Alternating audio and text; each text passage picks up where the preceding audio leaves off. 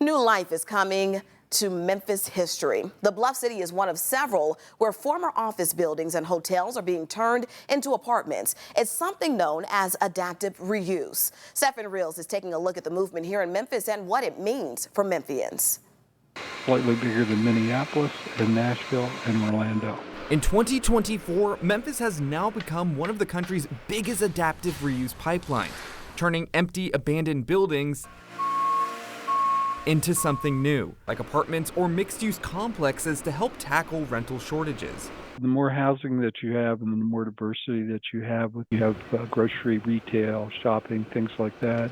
Right here, crews are working on Memphis's latest adaptive reuse project, turning this old building into something new, similar to what we have right across the street at Conwood Flats 1.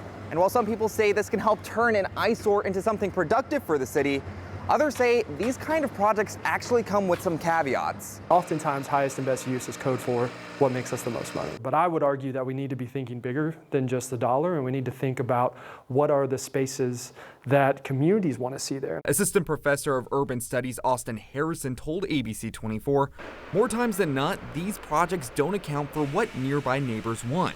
A clear example being Crosstown Concourse. My neighbors that I've lived with for the last 5 or 6 years do not see Crosstown as being something that was built for them. In reality, communities need to demand that they have that seat at the table and demand that there's a community benefits agreement that those developers follow, and they need to be willing to follow through if that doesn't happen. In Memphis, I'm Stephen Reels. In total, Rent Cafe said that there are more than 1,200 future adaptive reuse apartments in the works. The project you just saw, Conwood 2, has close to 300 of those units.